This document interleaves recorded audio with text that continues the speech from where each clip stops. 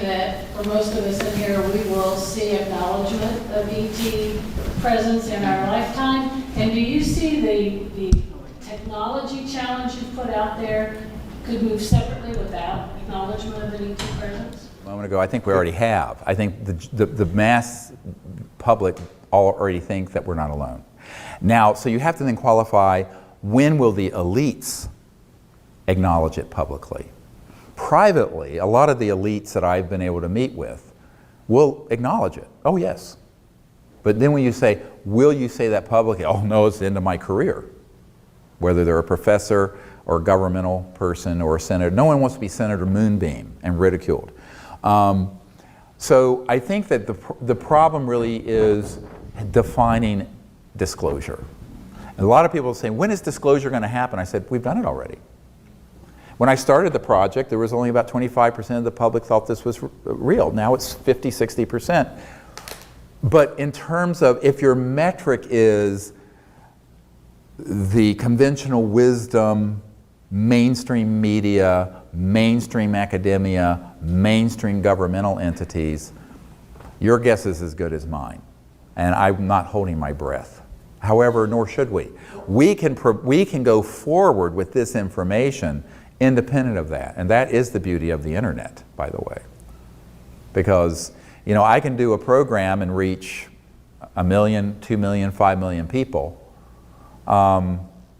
Whereas the ratings for, you know, Piers Morgan on CNN is a few 100,000, which is why they had to remove it years ago after the Disclosure Project was launched. And I'm not going to mention his name here, but he's a very nice guy from New York. He had been a producer for Mike Wallace at 60 Minutes and won an Emmy, and then went to New York with ABC News and was the executive producer for those 2 news magazines, Primetime Live in 2020. And he came out to our farm in Virginia, and I gave him 35 digital hours of military top secret testimony, all the documents he wanted and all the information he wanted. He says, either this is all the biggest hoax I've ever seen, or it's the biggest story of the 20th century. I said, I think you know it's the latter. He says, yeah, it really is amazing.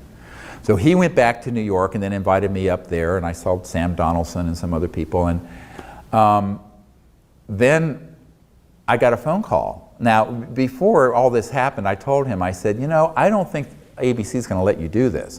What he wanted to do was a series of news magazines like Town Hall with, you know, a lot of these military and other people there, with them discussing on ABC prime time in 2020 what they knew about this, and really blow the lid off this and then make a call for more to come public. So I thought, great, let's do it, but I don't think they will let you.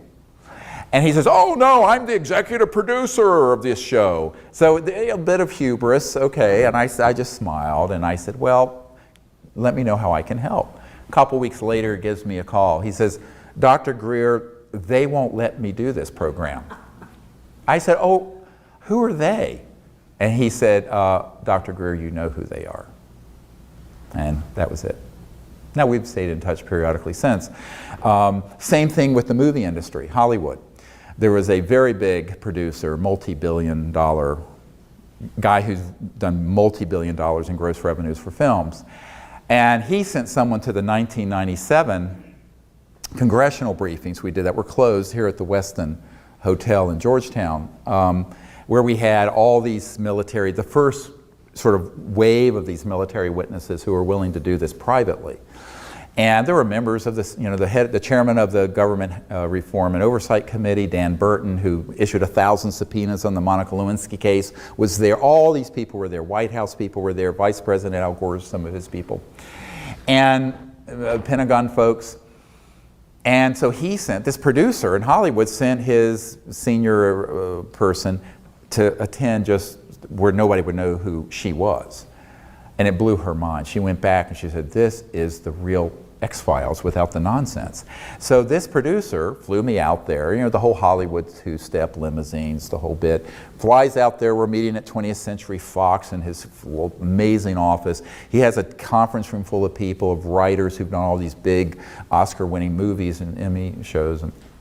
He says, I have a $60 million discretionary budget with Fox to make any film I want to make, and I want to make this one. I said, I'm not sure they will let you. He says, oh, of course they will. And he told me who he was again.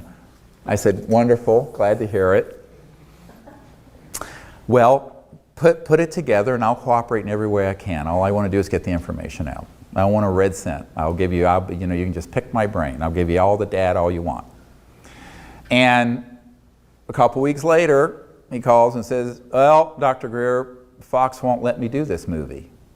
I said, I thought you said you had complete control over this $60 million. He says, not for this. It has to be a fiction. I said, well, I mean, Close Encounters of the Third Kind was a docudrama. That was fiction, but it was mostly based on true events, by the way. So Steven Spielberg did. And I actually, when I had dinner with one of his family members, and we talked about that, Spielberg's. And so the reality is that people think that Hollywood can do whatever it wants, the big media can do whatever it wants, a corporation in Silicon Valley that might discover this widget that will do this can do whatever it wants. What has happened to our freedoms? And this is, I mean, I know this sounds very kind of libertarian or Jeffersonian, but we have really lost anything resembling a free society on fundamental issues. And that should be of great concern. I don't care if you're a Republican, Democrat, left, right, socialist, whatever you are, which, you know, I don't subscribe to any of the political divisions, because really this issue transcends all of them. There have been people who are Democrats who love what we're doing, there are people who are Republicans who love what we're doing, and vice versa, who don't like it, depending on where their interests lie and how many checks they're collecting from these special interests, which is a lot. I mean, the oil industry and coal industry, utilities, they spread a lot of money around. It's like big farm. How much healthcare reform can you get when you have a multi-billion-dollar entity that's kind of bribing all the senators and congressmen and what have you? So, but this is that to a much larger degree than even the pharmaceutical industry, much larger. And I think we have to figure out a way to say, look, we're going to continue with acknowledging the ET presence and doing disclosure, and most importantly, I don't want to leave this out of this, it really doesn't matter if we have free energy if we go to interstellar war. We were talking about this at the break. So we need to have people who put out to the public a paradigm for contact that's peaceful, that is multilateral, that isn't polluted with all the usual fear-mongering and stereotypes of all things scary and alien. Because we need to be able to say, if we're already in an interstellar moment, and we are, even if it's not acknowledged fully, who's taking care of that relationship? Not Secretary Kerry at the State Department, not the UN officials I've met, not the people in foreign ministries I've briefed. It is not being tasked to any of them. So we, the people, need to come together and do that. It's like citizens diplomacy, but on an interplanetary level. And that's really why I formed the whole Close Encounters of the Fifth Kind initiative, which now has an app for a training app that you can get on your smartphone, but also now this networking app so you can plug into anyone in the community you want to plug into that's near you. And you may have to travel an hour if you live in the remote area of Montana, but you can do that. And I think it's very important for two reasons. One, it shows a face of humanity to these extraterrestrial civilizations that isn't just militaristic and avaricious, greedy. But it also creates its own, as Rupert Sheldrake talks about, morphogenic field, where in consciousness, once, it's like the 100th monkey effect, once a certain number of people start doing something, it begins to propagate non-locally and has an effect that is beyond just a linear one person to another, but actually shifts the great unconscious, if you will. And that is why it's so important for people to do that. So we move our civilization in the direction of universal peace and not interplanetary war. Because Douglas MacArthur in his last talk up here in congressional, to the Congress said, World War III will be interplanetary. Reagan stood up in front of the UN and said, wouldn't it be easier to unite the world if we had a common alien threat to unite against? Clinton recently with Jimmy Fallon made a similar sort of misguided statement. So, you know, there is this tendency that we want to take this issue and instead of having another race to fight or economic system to fight or religion to fight, let's find another planet to fight. Hallelujah. Instead of having world peace that is true world peace, let's unite the world in interplanetary conflict. Well, this is not going forward, my friends. This is a big step backwards. So we need calmer heads and more spiritually minded people to get involved in this so that our civilization doesn't get tricked into a sort of cosmic 9/11 or a cosmic Gulf of Tonkin. You know, the Gulf of Tonkin incident, when it's been substantially proven we basically exaggerated and staged these attacks on our ships in the Gulf of Tonkin so that Congress and the Johnson administration would be stampeded into expanding the Vietnam War. And that is not a myth. That actually has happened. It was proven to occur. So, you know, we have to be careful because the public are very easily affected by these sort of misguided patriotism of us versus them. Like the movie Independence Day. Let's kick alien butt, and Will Smith.